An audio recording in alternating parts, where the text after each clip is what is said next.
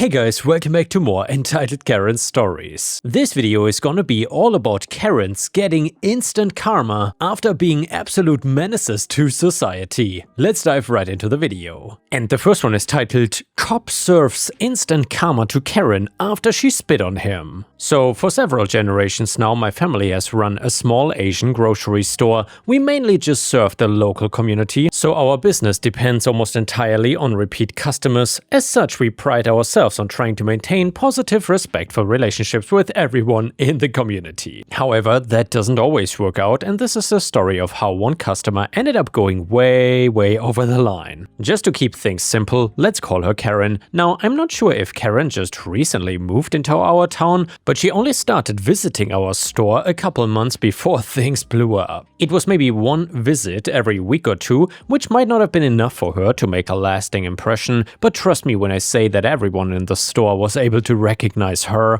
after each and every visit. It would be an understatement to say that this woman made a scene. From the very first time she walked in, she was constantly complaining about how she could not read the packaging, how everything was overpriced, how the fish stank, and how the produce looked rotten. Well, mind you, we've never had a single complaint about any of these things from any other customers. In fact, when Karen was in the store and complaining, the other customers looked even more offended and embarrassed than me and the other employees. Anyway, this started with her coming into the store, complaining for a few minutes, leaving without buying anything. Naturally, we all figured that she was never gonna come back again since she clearly hated the place so much, but Karen surprised us by returning over and over again. Each time it was the exact same story, and she got even ruder with every visit. Soon enough, she was even accusing employees of speaking another language behind her back to trick her.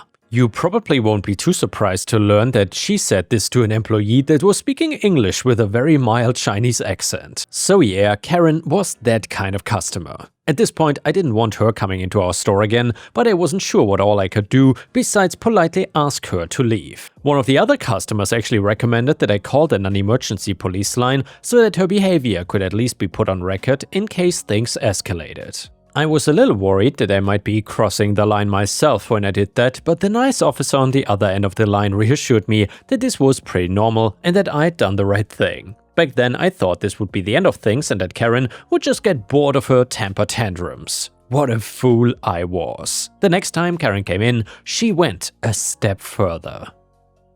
Rather than just complaining and insulting our employees, she started to berate another one of our customers, an elderly Chinese woman who has been loyally shopping here for longer than I've been alive. She was on a first-name basis with my parents, and Karen was loudly, aggressively telling her to go back to her country. There was no way I could let that go. Just politely asking her to leave was not enough this time, and I didn't want to push the burden onto any of my employees, so I hurried out there and confronted her myself. To say that she didn't take it well would be dramatically underselling things. I tried to put myself between the two of them so the elderly customer could get away, but Karen just escalated even further and tried to reach past me to grab her.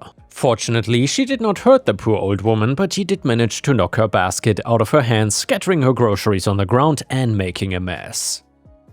Fortunately, my employees were on top of things and one helped the elderly customer out while another went ahead and called the police. Of course, I didn't know that immediately because I was too distracted by trying to stop Karen from causing too much damage while not hurting her myself. I wish I could say that she was at least creative with her racist insults, but it was unfortunately just all the usual suspects. She ran out of original lines pretty quickly, and soon enough she was just saying that we all needed to learn English and go back to China over and over again. I think she was also ranting about MSG at one point, but I honestly tuned her out after a certain point. It was either that or go mad. After a few minutes she turned around and stormed out of the store. I thought that was gonna be the end of things, but before I could even talk to my employees and try to get control of the situation, I saw Karen yelling once again. This time she was screaming at a man who was sitting in the driver's seat of a parked pickup. At first I thought she had just found a new target to torment and that she was being indiscriminate, but then the man sighed, got out of his truck and followed Karen back to the store. "You're gonna regret disrespecting me," Karen cackled as she made her way over to the refrigerated section. At this point, one of my employees quietly informed me that the police had already been called, so that was at least some small sliver of good news. But well, I did not have high hopes about being able to defuse the situation myself, but I was not gonna just stand by while Karen made a mess of my property and livelihood. When she opened up one of the refrigerator doors and started to pull out products to throw them on the floor, I tried to stop her, but the man she brought with her got in my way. At first he just blocked my way, but then he gave me a good hearty shove that nearly sent me sprawling down to the ground. I don't consider myself a particularly small man, but this guy was impressively large, and from the way he was sneering I could tell he was no better than Karen. "What's this now?" Karen asked as she got ready to throw another frozen dinner on the ground. "You messing with my boy now? You think you're better than us Americans, China boy?" Yeah, apparently this was her son, and he had been waiting out in the truck for her. I don't know if she brought him specifically so he could be physically intimidating if things went wrong in her efforts to harass our business, but I would not be particularly surprised if that was the case. Now, during all this, my employees were still present and there were still a few customers in the store, though they had wisely stuck to the opposite wall from where Karen was. Later, I found out that some of them stayed specifically because they were worried about me and the shop, so they wanted to be available if things really escalated. I don't know what I did to deserve such a loyal, loving community, but this really opened my eyes to how valuable they were. Two things then happened right after another, and the order is pretty important. So first, the police arrived. They had not used their sirens, so the first sign of them was when two officers stepped in the door. From where I was standing, I could see them over the tops of the aisles, but Karen and her son had their backs turned to the entrance, so they had no idea. Second, Karen's son stepped forward and gave me another aggressive shove. This time there wasn't even the illusion that it could have been self-defense or that he was trying to protect his mom. I was standing and considering what to do next, then he stepped forward and slammed me back into an aisle hard enough to make it wobble and nearly fall over. And the police saw it all. They came right on over demanding to know what was going on here.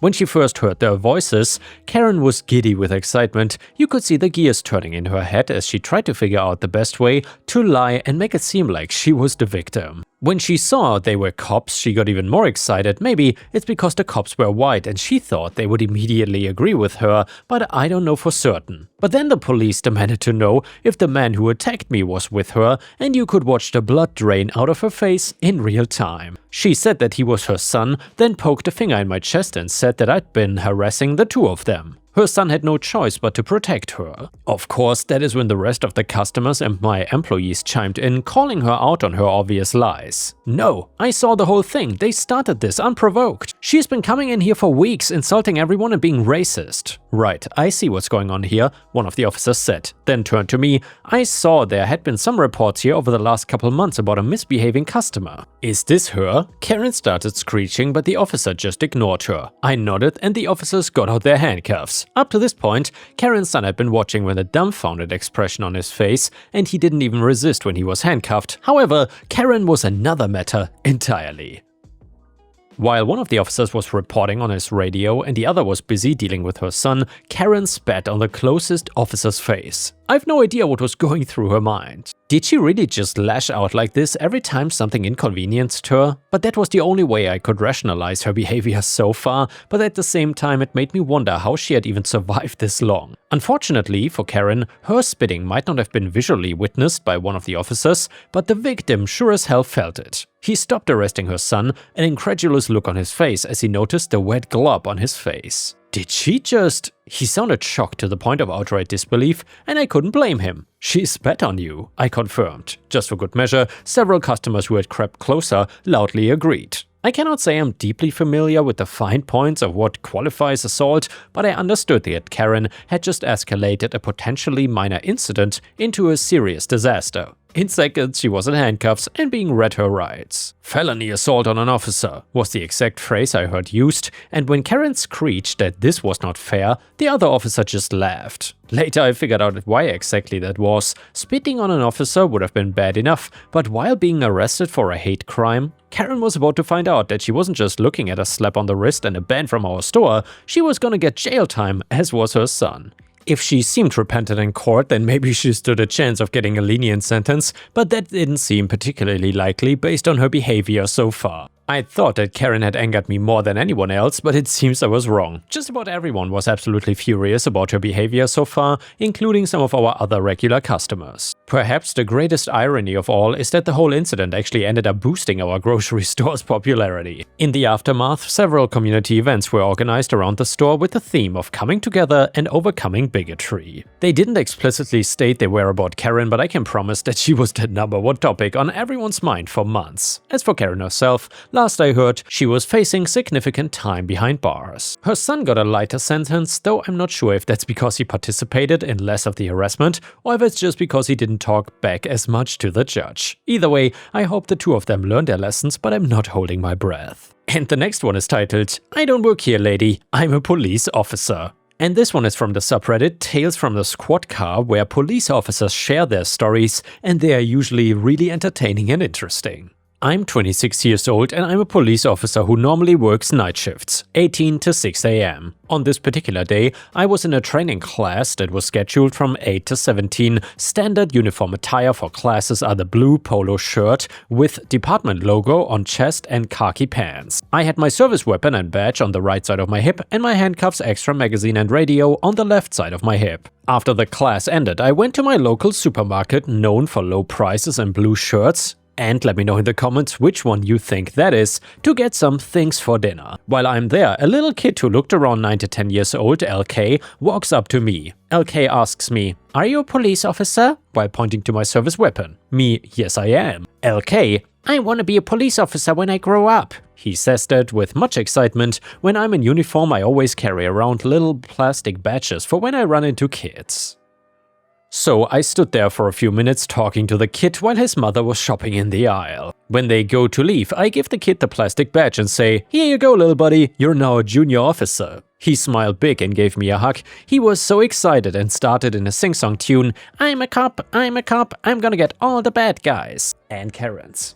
Kid and his mom walk off and I go back to my shopping. I kneel down to look at some chips I'm thinking of getting when I hear someone clear their throat.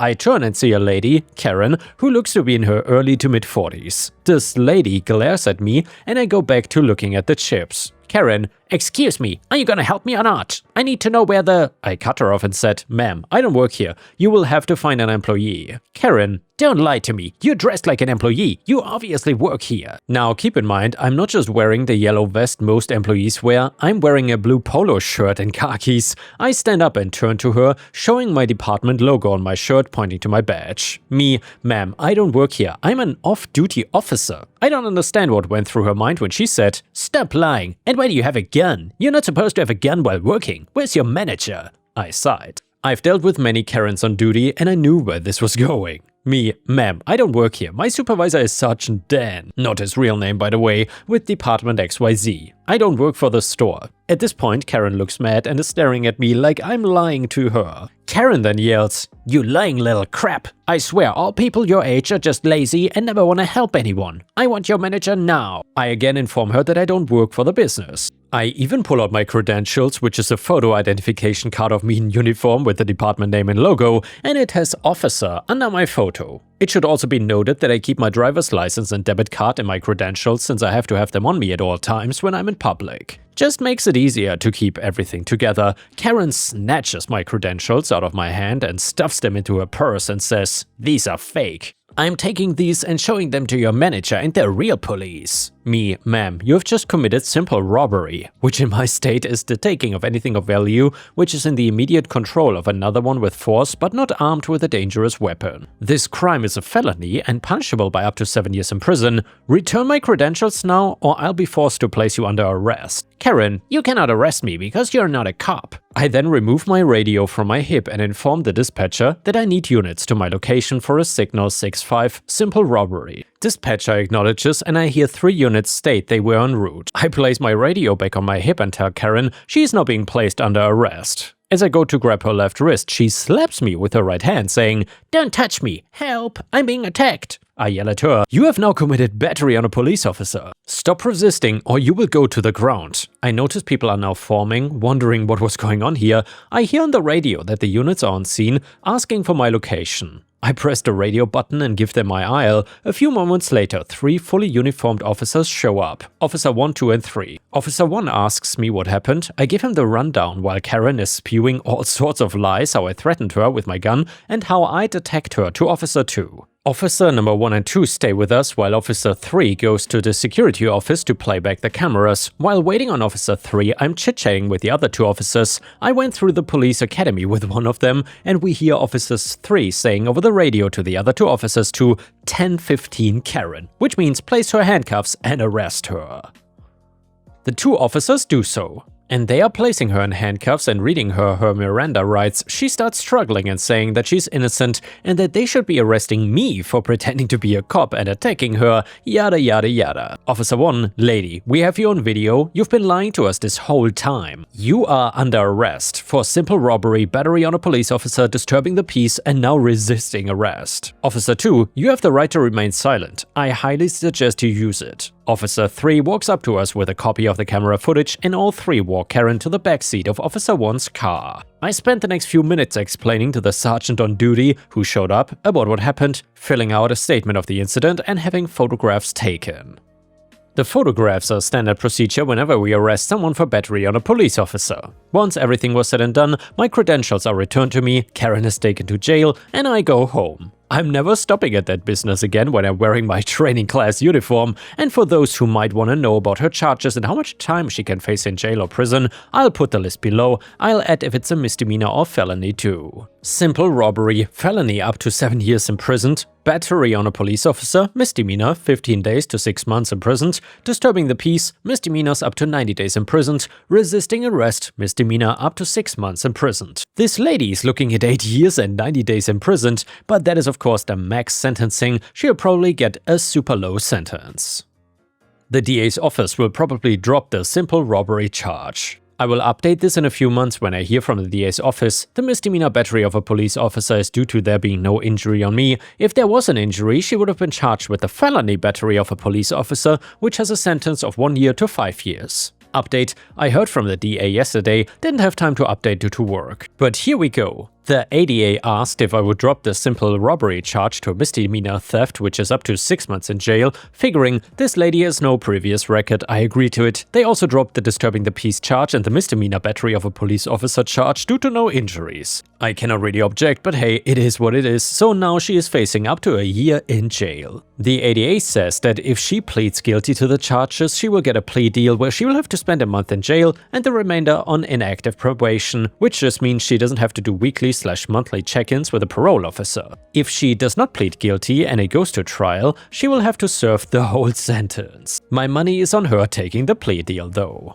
And yeah guys, I would say that Karen got a healthy dose of karma. I don't think she will ever try that again on someone else. And now let's move on to the next story. It starts like this. So I am from Bangladesh, where I grew up most of my life. My parents sent me to a really good school and I managed to get good enough grades to actually go to college in England and get a degree, thinking I could come back and get a better job in my home country. At the time though, the job market here was just bad and I was going to need to work in another country. Being able to get a work visa and go back to England or even across the sea to the United States is a long and hard process. I did not have that kind of time since I had no money, so I went with an option that allowed me to get somewhere faster. That meant going to India and trying to get a job there, since they had a lot of big companies due to the fact that other countries outsourced their work. My degree was in computer science, so the fact that many tech companies used India for cheaper labor meant more job opportunities, and it wasn't long before I got to India and managed to get a job at one of these places. Luckily, due to my degree, I did not get stuck in a tech support role where I would have to sit in a cubicle on the phone all day. I got a role working higher up doing actual programming, and despite the very long hours, I was doing okay for myself. Money could always be better, but I was surviving and not living in total poverty, which was my main goal at the time. The issue became that my boss was a horrible woman that, as time went on, became more and more demanding. She is what a lot of you would call a Karen, but that does not fit the typical white stereotype of one. She was the Indian version though, which involved wearing as much gold as possible to show herself as being better than everybody below her. She was very demanding of the workers, and I found especially the ones like me that were not Indian born. Karen. I tried my best to do what she wanted from me and keep my head down, but it started to get unreasonable. At first she claimed that there were not enough people working and piled extra work up on top of my own without extending any of my deadlines. I was basically doing the work of 2 people, but of course only getting paid for 1. Eventually, I could not keep up or finish everything at the end of a workday. When I started to not be able to finish my work, she insisted that I just worked longer hours and basically stayed until it was done. It was exhausting, and I assumed getting my paycheck would make everything feel better and worth it. I could go get some groceries and have a relaxing weekend off. That is not what happened though, for 2 reasons. The first was, she called me up demanding that I show up on the weekend, which I was not meant to be working. She wanted me there 7 days a week, which is heavily excessive. The bigger issue was that I looked at my paycheck and saw that not only was I not paid for all the extra hours she forced me to stay and work, but I was not even paid for all of the hours that I should have normally been paid for. She was paying me, claiming that I was working only like 4 hours a day, so I was getting next to nothing. She was not there that weekend and I didn't want to lose my job, so I just worked the weekend and waited to speak to her on Monday, thinking it was a mistake and she would fix it. Monday came and honestly, I felt like garbage after working so many hours that last week. The first couple of weeks were not as bad, but still a lot of hours. Me, excuse me ma'am, I think there's a problem with my paycheck. Karen, what do you want? Me, it only says I've been working 4 hours a day. I work 8, not to mention all the overtime I've been putting in. Karen, it's not my fault, you don't finish on time and needed to stay late. Me, you cannot make me work and not pay me. Karen, you foreigners are also greedy. You're lucky to get what I give you. Me, I'm not gonna work for free. Karen, you will do what I tell you to do. Otherwise I will call the police on you and have you deported. I will tell them you steal from the company and they will believe me over some stupid immigrant worker. I got scared from her threats, not knowing what she could actually do to me or not, since I was not a citizen. If I got deported, it meant I couldn't work for a different company here that would treat me fairly. Plus she was threatening to tell lies to the police and I just did not know what I could do in that moment, so I agreed to stay and work. When I got home, I started doing research on the local laws and what an employer can do and cannot do. She owned the entire place, so there was nobody above her I could go to and complain to. She was as high up as it got. It turned out that she was breaking more rules than I knew about and doing it to many of the workers that probably did not know their rights either. As a worker, it didn't matter what country I came from, she still had to follow the rules, and she clearly was not. For one, she was not giving the right amount of breaks to people based on how long they were working. We had people working 12-hour shifts and only getting a single 30-minute break to eat a meal during that time. Second, she was obviously letting people work too many hours without letting them have time off that they were entitled to get. Third was the fact that she did not really like to allow people to go to the bathroom very often, telling them not to drink so much water instead. Keep in mind that this was India, so it was hot and you kind of need to drink water. The place was a little cool due to the computers, but it was still hot. Those things combined with the obvious lying about hours and making people work for free was more than enough information to send to the government. I quit the next day as I learned I had time to find a new job and would not be immediately deported or something. She never did end up calling the police on me luckily, and I found a job that treated me fairly. As for Karen, she got a surprise inspection both at the physical company and as well looking into her records of employees. It was found that she had more people working than were on payroll, and they could clearly see that she was lying about the hours people were working and the fact that they were not getting paid for it. For most, it was at least a little bit suspicious, but for anybody who was not Indian, it was very obvious as she barely paid them, probably threatening them as well when they complained not knowing their rights. It turned out during her inspection I heard that the bathroom doors were locked, which is something she did sometimes when she felt they were being overused. She got totally shut down from all the violations and lost her entire business. I don't know where she went from there, but I was happy to see that she was getting what she deserved. I'm glad that I don't have to work for her anymore, and I'm now at a job where I'm not forced into working overtime and actually get paid for the full day of work that I do. Trying to work in another country can be hard, and I think anybody that does should look up the laws regarding that line of work. I'm positive people get screwed in every country simply by not knowing what they're entitled to and taking advantage of it. If you work in a country that you're not native to even now, go look up the laws and make sure that you are being treated fairly. Before we end the video, let's read one last funny story from r/malicious compliance. It is titled